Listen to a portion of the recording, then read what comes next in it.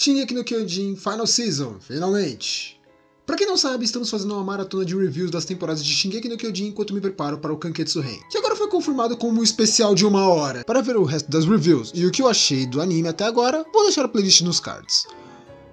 Essa temporada começa de um jeito confuso, pois não vemos o pessoal das muralhas, mas sim um moleque loiro chamado Falco em meio a trincheiras junto de seus aliados.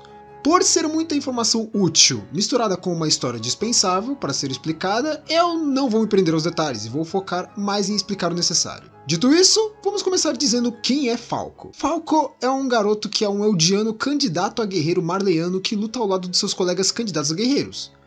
Udo, um garoto de óculos meio exagerado, Zofia, uma garota de poucas palavras, e Gabi, uma habilidosa candidata que parece sempre ter táticas para ajudar o exército. Junto desse grupo temos o Coach, o irmão mais velho do Falco e candidato a próximo titã bestial depois do Zeke. Nos primeiros minutos vemos um pouco da personalidade do povo de Marley, enquanto eles zombam e usam os eldianos como meras ferramentas.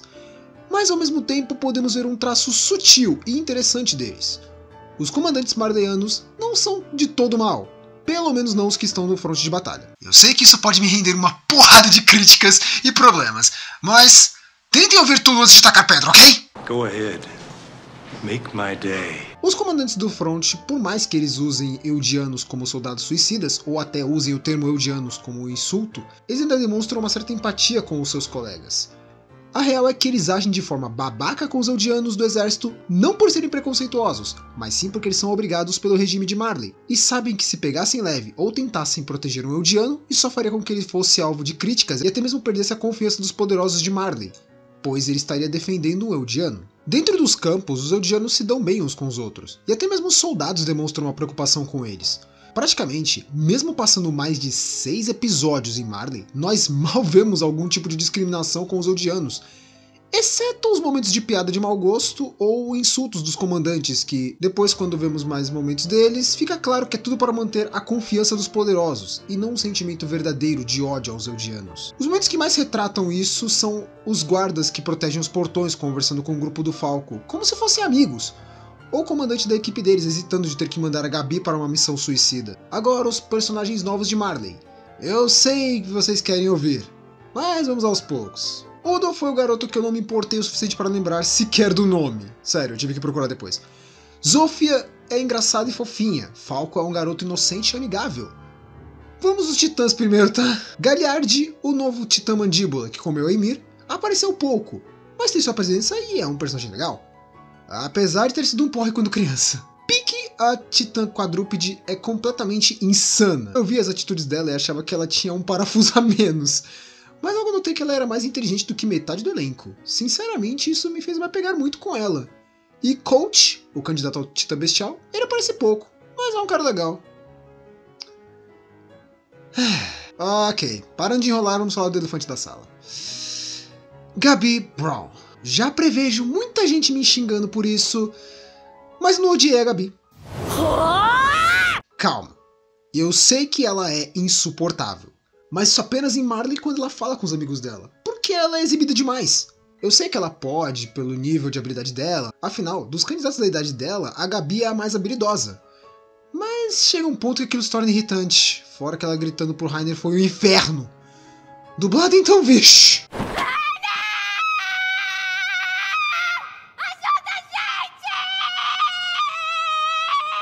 Antes que perguntem, não, eu não vi dublado, mas o Ismael me mostrou essa cena dublada. A questão é que ela é irritante e problemática, mas só, eu digo só, porque tem outros dois que de fato foram meu nêmesis nessa temporada, que eu vou falar em breve. Mas se ignorar isso, ela tem um certo desenvolvimento e não chega a ser desgastante ver ela. Só irrita a parte dela em Marley e o pecado supremo de ter matado a Sasha. Pois é, ela pode salvar ela o dia inteiro e se tornar uma pessoa boa, mas eu nunca vou perdoar ela por ter matado a garota batata. Continuando, em meio aos episódios de Marley, vemos nosso querido Eren surgindo todo ferrado e isso foi incrível! Eren nessa temporada foi uma delícia de se ver, não só pelo seu físico gostoso, que infeliz conseguiu, mas também por suas atitudes. A temporada inteira ele foi frio, calculista e direto ao ponto. Na conversa com Reiner e Marley, ele acaba com o psicológico do Falco, explicando que ele só conseguiu causar o ataque a Marley graças ao Falco. Mas ele mesmo comenta o que passou e diz que eles são iguais, e em meia conversa ele faz o Reiner se sentir culpado por tudo que ele causou e Reiner pede para ser morto. Eu admito que não gostava do Reiner, e ainda não gosto. mas ver ele tentando se redimir dos erros do passado é um bom começo. Porém, em meio a isso temos Tybur, um membro de uma família importante do mundo que achou uma boa ideia unir o mundo inteiro para declarar guerra contra Parades e principalmente contra o Eren.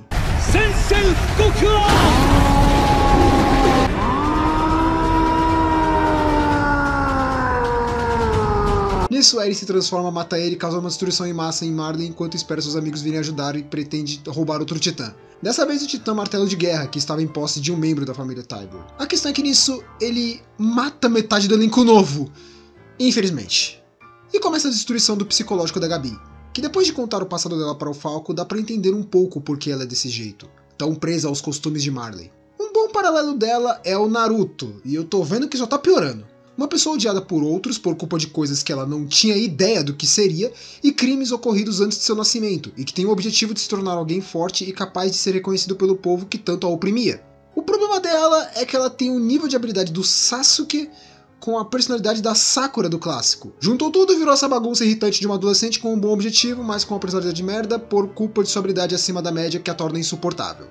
Enfim, passado isso, posso resumir as partes seguintes a: Eren come o martelo de guerra, desce a porrada no Galliard, sequestra um Zeke, Reiner leva uma surra do Eren para ficar esperto, a equipe do Eren mata vários soldados de Marley e durante a fuga, Gabi e Falco invadem o dirigível roubado pela tropa de exploração e a Gabi acerta um tiro na Sasha que a mata e eles são presos depois de descobrir que Zeke planejou ser sequestrado pelo grupo do Eren para que ele pudesse ser levado para Parades. Os episódios seguintes mesclam o passado e o presente algumas vezes, para nos apresentar alguns personagens novos e mostrar o que houve nesse meio tempo. Para começar, Eren e o grupo da tropa de exploração ficaram aguardando navios de Marley chegarem perto de Parades para sequestrá-los e tentar uma forma de conversa pacífica que levasse a um acordo, e nisso entra um problema. E Helena? Pense nela como a Ymir, só que menos carismática e mais insana que a Hanji. Coloque um pouco de fanatismo religioso pelo Zeke, que é um cretino, e pronto! Temos a segunda personagem mais insuportável de Shingeki no Kyojin até o momento. Junto dessa praga temos outro soldado que...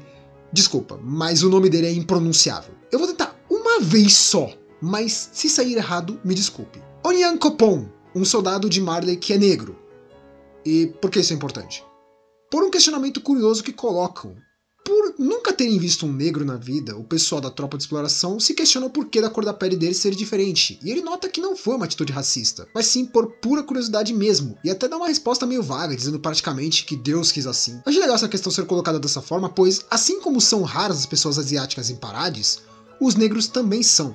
Isso não é tratado de uma forma preconceituosa. O pessoal da tropa de exploração parece mais crianças conhecendo pessoas diferentes a ela, de tanta inocência nessa pergunta, e ele nota isso. Com o tempo, mais navios foram sendo pegos e levados para as muralhas, e com isso a ilha de Parades foi evoluindo, e os marleyanos que chegaram ainda tendo seus preconceitos com os eldianos de Parades, começaram a notar que eles não são pessoas ruins, incluindo Niccolo, um jovem cozinheiro que de início tem ódio dos eldianos, mas ao ouvir a Sasha elogiando a comida dele de forma tão sincera, ele acaba se apaixonando por ela.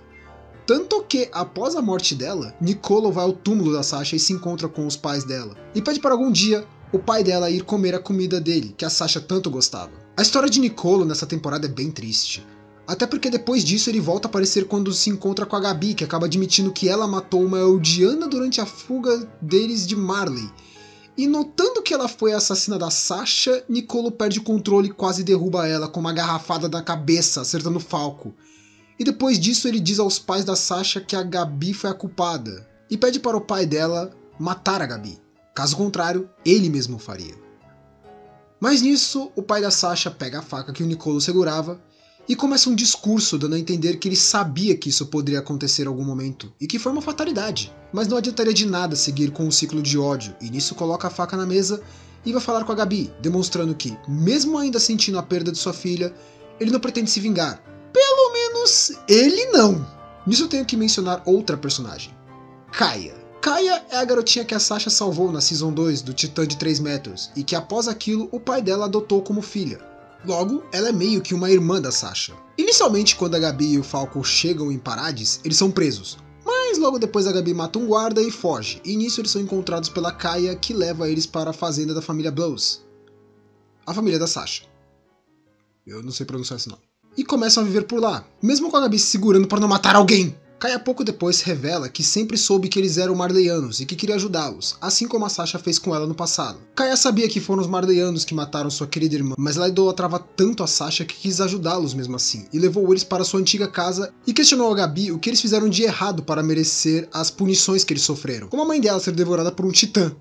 E a Gabi continua sendo uma idiota, o que acaba fazendo a Kaia perder o controle por um momento. Mas nada grave, e Falco explica o que houve e ela se controla novamente. Porém, Kaia comenta do Nicolo, dizendo que ele talvez pudesse ajudá-los a voltar para Marley. Só que quando ela ouve que a Gabi foi a culpada pela morte da Sasha, a Kaia simplesmente surta.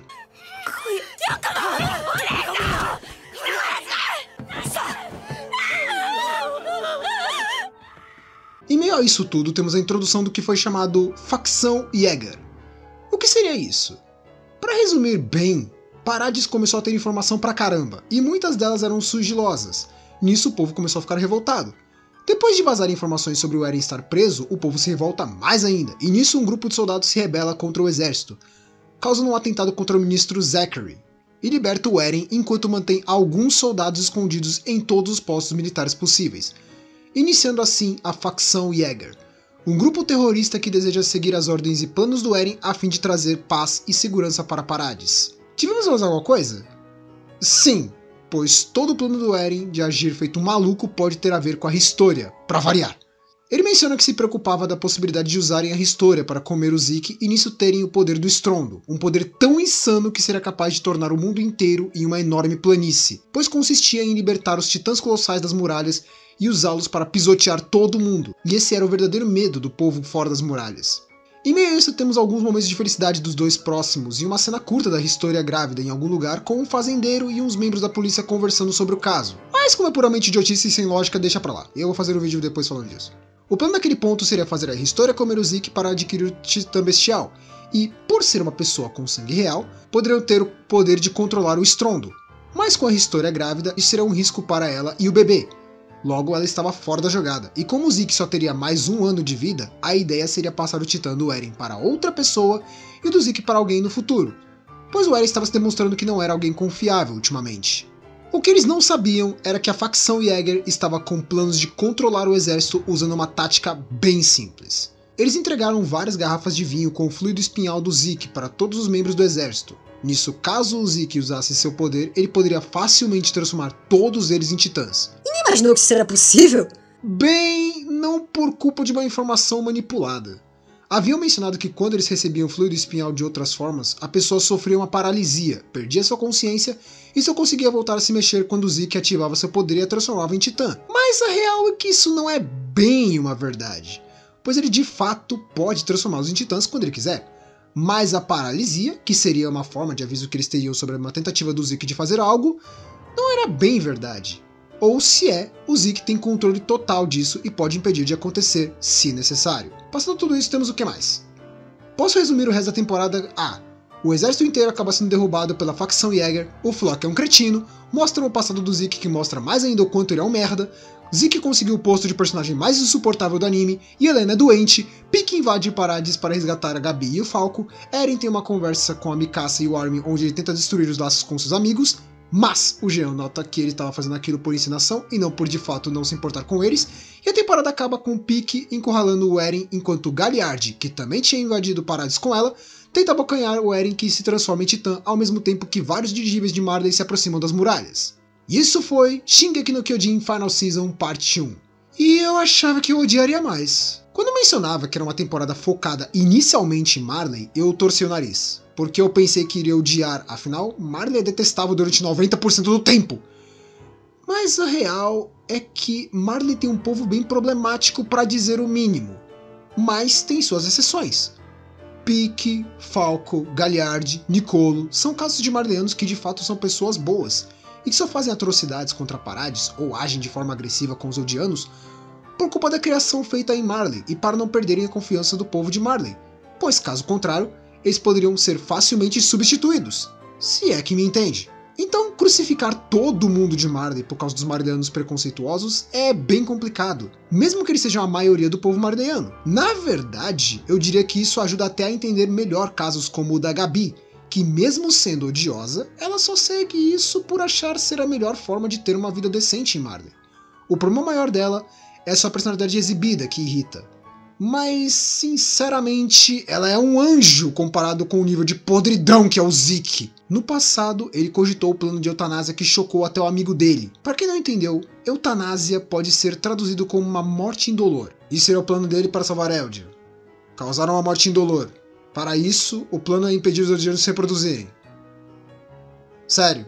Com tudo isso dito, posso dizer que Shingeki no Kyojin Final Season Parte 1 recebe uma nota 8. Ele é incrível e bem interessante em suas apresentações e informações, mas o Zeke é simplesmente insuportável. Eu juro que eu prefiro rever todos os episódios da Gabi e Marley do que ter que aguentar mais 1 minuto desse barbudo maldito falando existindo. Mas ainda temos a Final Season Parte 2, antes do Kanketsu Ren, e a prévia é que será uma temporada incrível, mas isso falaremos na próxima parte.